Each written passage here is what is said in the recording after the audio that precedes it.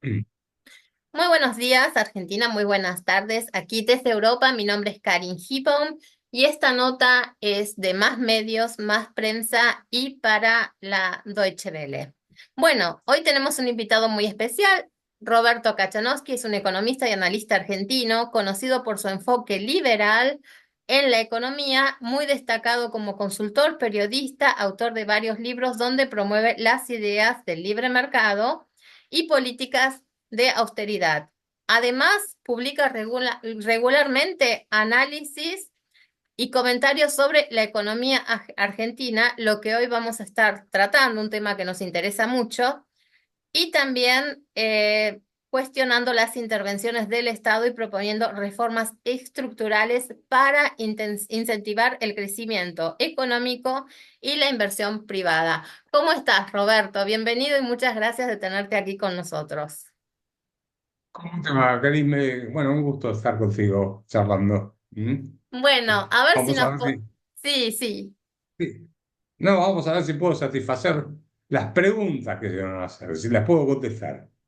Bueno, mira, yo me decidí no hacerte preguntas, sino que directamente nos des una visión de cómo ves la situación de hoy, cómo ves esta política económica, digamos, la política en sí de Argentina y con las medidas que se están Mm. tomando y cuáles serían tus consejos, inclusive también para los inversores y para el ciudadano que quiera ahorrar. ¿De qué forma puede? Quizás es un tema que también les pueda interesar a nuestro público. Sí, sí. Bueno, a ver, yo te diría que cambió mucho la política económica que él había propuesto, que Milei había propuesto en la campaña, e inclusive antes de la campaña, medidas que él proponía respecto a lo que está haciendo. El ejemplo más categórico que podemos dar es el de la dolarización. Sé que en el año 2018 y 2019, junto con Jorge Ávila y Alejandro Estrada, organicé en la Universidad del SEMA, dos conferencias hicimos, o dos debates, sobre si se podía dolarizar o no, si convenía dolarizar o no en la economía argentina.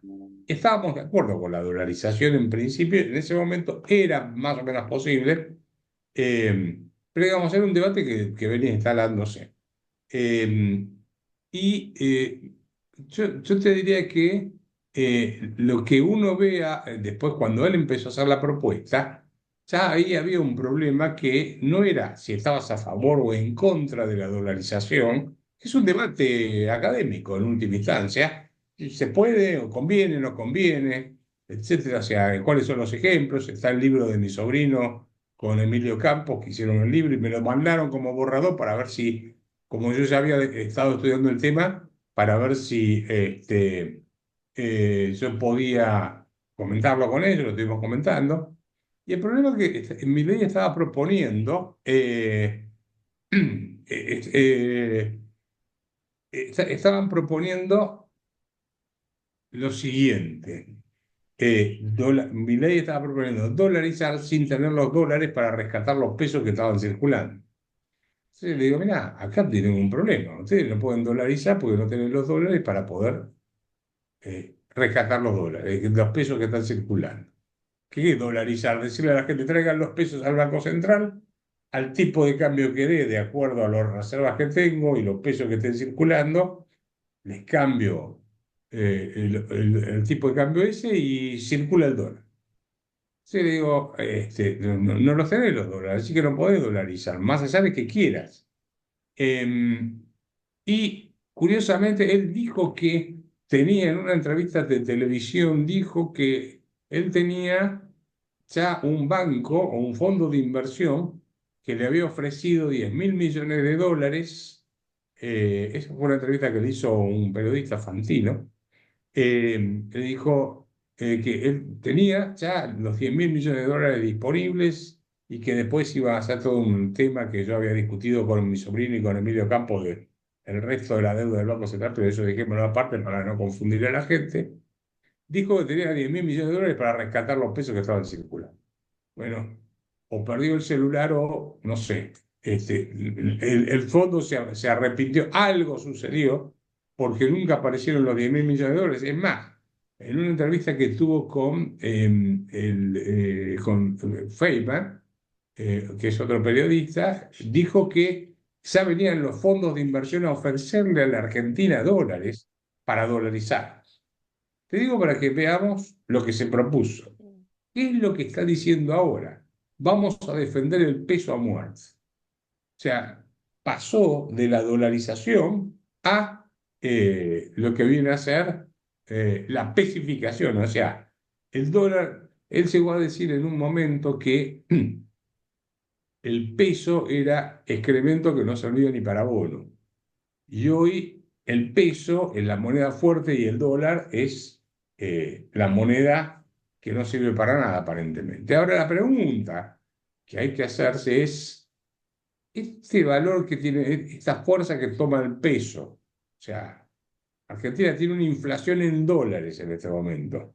Yo no sé si has estado por Argentina hace poco, pero Argentina está tan cara como en Europa o Estuve en Montevideo o julio. Uruguay, que es caro. Yo estuve la semana pasada, o hace 2 semanas, y comer en Montevideo era lo mismo que comer en Buenos Aires. En dólares era lo mismo. Es más, la gente hace tours de un día que se van a Chile, cruzan la cordillera, se van a Chile, compran ahí y vuelven porque es mucho más barato. Y eso no es porque bajaron los impuestos o subieron en Chile o porque subieron mucho los impuestos en la Argentina. Es porque el tipo de cambio está atrasado. Y ahí viene el tema que me preocupa, ¿no? No es que a la gente le agarró un ataque de amor por el peso y lo consideran la moneda más fuerte del mundo. Es que hay una serie de elementos que están haciendo que transitoriamente el peso se aprecie frente al dólar, vamos a poner esta forma.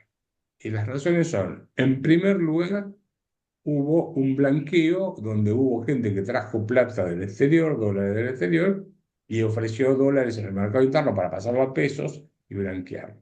O depositarlos en ingresos dólares por los mercados libres, entre comillas, y bajó.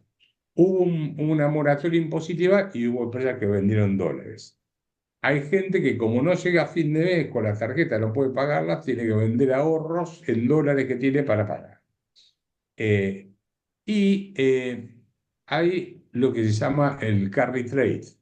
Esto es, cómo el gobierno está usando dólares del Banco Central. O sea, el exportador, veamos lo antiliberal de la política, ¿no? Porque el gobierno le dice a alguien que exporta, suponete a Hans, que yo soy productor de soja y se la vendo a Hans en Alemania.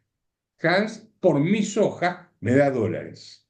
Esos dólares yo no te los puedo vender a vos, o se los puedo vender a un tipo que quiere ahorrar o quiere pagar dividendos al exterior, o lo que sea.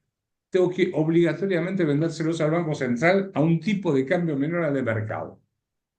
Entonces, ¿qué hace el gobierno? Usa esos dólares, que en realidad es una confiscación de parte del patrimonio del exportador, los vende en el contado con liqui y baja, trata de bajar la brecha cambiaria y contener el tipo de cambio. Cuando el mercado, los que operan en el mercado ven eso, dicen, a mí me conviene vender dólares, hacerme de pesos, colocarme a tasa de interés, la tasa de interés me paga un 4% mensual en pesos, si yo estimo que el dólar se va a mantener quieto, gano el 4% mensual en dólares. Eso es más de un 60% anual en dólares. Es un disparate que es inconsistente. Entonces, esto lo hemos visto con Martínez de Oz, lo vimos en el Plan Primavera, lo vimos con Macri cuando en 2018 le saltó todo. O sea que no es nuevo este mecanismo de usar el dólar como mecanismo de ancla, atrasar el tipo de cambio como mecanismo de ancla para frenar la inflación transitoriamente. El problema es qué pasa el día que el que invirtió se da vuelta y dice, bueno, basta, no juego más, denme los pesos más lo que gané en dólares, la tasa de interés, voy y compro dólares. Y ahí el sistema es explosivo porque la demanda es mucho mayor, porque no es que yo entré por $1.000.000 y lo deposité y salgo por $1.000.000. Si me gané el 40%, me voy por $1.000.000 más $400.000, que es la utilidad que tuve, y la presión sobre el mercado de cambios es fenomenal. Mientras tanto, todo parece fantástico, pero Argentina se está transformando cara en dólares, ¿no? Sí, lo lo que veo. Una pregunta, con respecto a este tema que decís, yo estuve en julio en Argentina, y que fue Ujú. cuando estoy enojada con tu amigo Oromi de Miguel escalada. de Lomí. Sí, Miguel de Lomí. exactamente, que estaba hablando con vos por teléfono y yo le digo, yo estaba en el auto con él, decile, vamos a tomar algo todos juntos, pues te quería ver en Argentina. Pero bueno, en el Ya. próximo viaje ya nos encontraremos y haremos un No debate, me dijo una... nada, me pidió la dirección de dónde iban a ir y nada Claro, más. sí, sí, no, Pero no pero importa. fue una reunión encantadora. La próxima vez vamos nosotros dos a tomar un café a ese lugar y le llamamos a él y decimos, ya tomamos un café, nos vamos ahora. No, porque fue Vení. una charla, me hubiese encantado también charlar con vos, porque fue realmente muy, muy interesante sobre todo el tema de la actualidad argentina. Yo noté a la Ujú. Argentina muy mal, noté mucha gente pobre, noté Sí. esto, y yo tengo una pregunta como liberal que me gustaría hacerte. Yo soy también muy partidaria del minarquismo, que no haya Estado grande, pero soy humana, ¿no? Y veo mucha Ujú. pobreza. Y yo acá en Austria sé que tenemos políticas mixtas, yo sé que no es un liberalismo puro el que vivimos, Sí. pero sí un Estado que se autoabastece, ¿sí? Nosotros pagamos impuestos, pero recibimos mucho en cambio, ¿de acuerdo? O Ujú. sea, Sí, sí. no lo sentimos prácticamente. Invertís El con Estado te da ganas. servicio. Sí, porque ¿qué pasa? Pago un impuesto para el perro, pero yo sé que voy a la calle, tengo las bolsitas para, para mantener el pie. Y Claro. aparte los perros tienen esas plazas todas cerradas donde pueden ir libres. ¿Te das cuenta? Hay muchísimo. Mm. La salud es pública, pagás, pero pagás un buen importe para la salud, pero tenés muy buen Ujú. nivel de, o sea, es otro sistema de vida, no se puede criticar y acá no lo quisiera cambiar tampoco, te soy sincera, pues estoy muy contenta Mm. como se vive acá. Pero lo que me gustaba preguntarte es algo, como liberal, ¿es importante realmente es necesario tener que hacer un cambio tan brusco con una motosierra sin considerar la calidad de vida de la gente? No se podría sanear la economía tomando un poco medidas más humanitarias o es muy socialista en mi pensamiento? No, a ver. Lo que pasa es que él dijo que el ajuste lo iba a pagar lo que él llama la casta, que son los políticos, y lo terminó pagando la gente común, ¿no es cierto? Cuando mirás cómo ajustó el sector público, fue una gran licuación del gasto, esto es, generó una llamada inflacionaria y ajustó las jubilaciones, los salarios de los empleados públicos, etcétera, por debajo de la tasa de inflación, con lo cual bajó en términos reales y al mismo tiempo aumentó impuestos. Recordemos que él en la campaña electoral dijo que antes de subir un impuesto se cortaba un brazo y lo primero que hizo cuando llegó fue aumentar el impuesto país, que es un impuesto que tenemos acá, que es absolutamente ridículo. ¿Qué abarca el impuesto eh, país? lo primero subió del 7,5 al 17,5 y es cuando vos viajás al exterior y Ah, usás la tarjeta, comprás el pasaje o comprás cualquier cosa en el exterior, tenés que pagar bueno, era el 17, lo pasó del 7,5 al 17,5. Ahora lo bajaron para algunos productos al 17,5 más el impuesto a las ganancias. eso Tenés que acá pagar el no lo 30%. conocemos. Acá no lo Sí, conocemos no, eso. eso nada. Así que eso, y bueno, quiso subir los derechos de exportación, por ejemplo, y rebotó, no lo apoyaron, en el Congreso no lo apoyaron, eh, y sube el impuesto a los combustibles todo el tiempo, o sea, aumenta los impuestos permanentemente. Entonces, claro, lo que vos tenés es un ajuste del sector privado fenomenal, porque le licuaste le aplicaste un flor de impuesto inflacionario de entrada, le bajaste el salario y después se lo reemplazaste con más impuestos, encima le metiste impuestos. Entonces, obviamente eso genera un serio problema de nivel de vida de la población. Eh, Ahora, yendo a tu punto sobre el Estado miniarquista o no, bueno, yo diría, yo soy un liberal clásico, ¿sí? Un Ujú. liberal clásico es Mises, Hayek, eran Sí, liberales clásicos. sí, sí, sí, sí. Eh, ¿Qué es? Un liberal clásico dice, mira, quiero un Estado mínimo, pero tiene que cumplir algunas funciones. Y acá es curioso, porque vos fíjate de cómo también la falta de formación hace que los chicos que se forman en el liberalismo por TikTok no conozcan las cosas. Hablan de la generación del 80 como el gran referente del liberalismo en la Argentina. Yo te voy a dar algunos ejemplos para que veas la ignorancia de todos estos chicos que hoy defienden ideas que ni siquiera conocen. La generación del 80, que incluye a Sarmiento, Avellaneda, Roca, Pellegrini, etcétera. Por ejemplo, el que más escuelas construyó en la Argentina de la generación del 80 fue Roca. En la presidencia de Roca fue el que más escuelas públicas construyó. Acá te hacen una escuela pública y todos estos chicos libertarios que hay ahora dando vueltas que no saben nada, te van a decir, hicieron una escuela pública, es un socialista, es un zurdo. ¿Sí?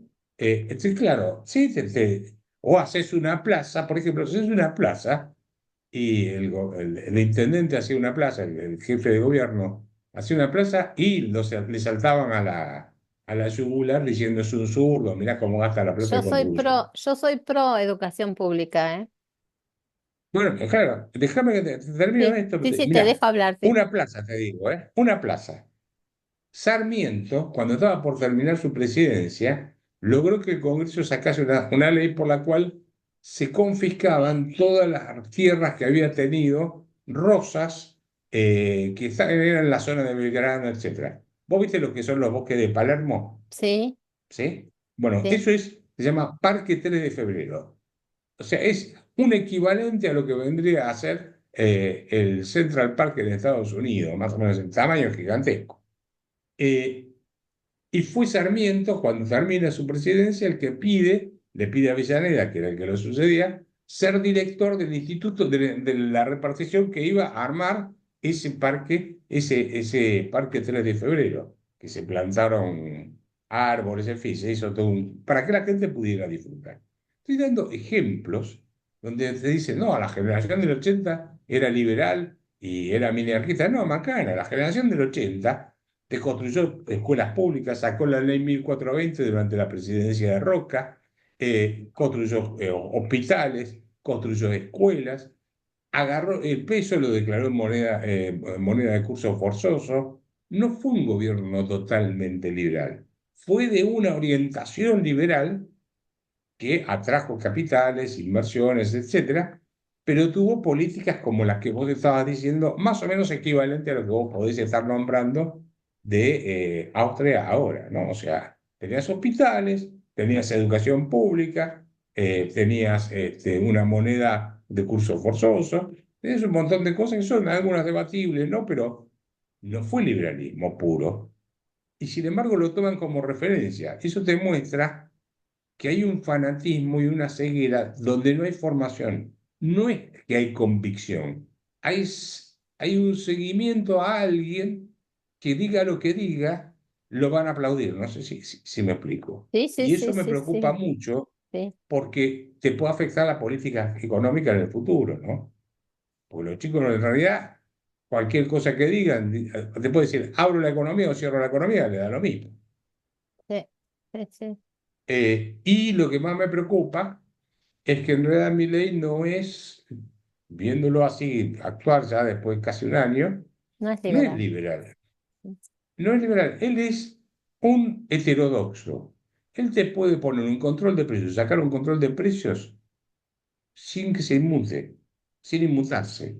Vos fíjate que lo que está haciendo esto de obligar a los exportadores a venderle los dólares al Banco Central es contrario a toda lógica liberal. ¿Sí? Cobrarle, apropiarse el 67% de la renta de los productores de soja, de trigo, de maíz, de girasol, es muy poco liberal. Eh, bueno, liberaron todos los precios y cuando subieron demasiado las prepagas, la medicina privada, los agarraron y dijeron que tenían que bajar los precios. Es que yo te diría que es un Autocracia. heterodoxo. Sí, tipo, no es liberal. Él dice, bueno, No. hoy me conviene hacer esto, mañana me conviene hacer exactamente lo contrario de las políticas liberales, lo voy a hacer. Hoy te digo que no subo impuestos, mañana te lo subo. Y no, bueno, porque el equilibrio fiscal, que ahí también hay un error. El problema no es el equilibrio fiscal, el problema es el nivel de gasto público. Porque yo puedo tener equilibrio fiscal con 50% de gasto público, pero del otro lado te estoy matando con impuestos. Y si encima no te doy nada a nivel de servicios públicos, y bueno, el gasto público tiende a infinito, ¿no? Bueno, y la última pregunta que te quiero hacer es, ¿qué consejo les das a los argentinos que cómo pueden hacer hoy para ahorrar y qué forma pueden ahorrar? Y que hoy la mayoría de los argentinos no pueden ahorrar. Están desahorrando para sostener el sector público. No hay O forma. sea, está la carga tributaria y la caída del salario real que se produjo, que hoy la mayoría de los argentinos no ahorran, desahorran. O sea que justamente si hay superávit fiscal es porque es a costa del ahorro del sector privado. Claro, Así qué que no le puedo lástima. dar ningún consejo. Lo que le podría decir es, trate de bajar su gasto lo más que pueda para no vender tantos ahorros en dólares que le costó tanto en la vida, porque en algún momento se va a dar vuelta y no lo va a poder recuperar nunca más esos dólares. Y eso es verdad.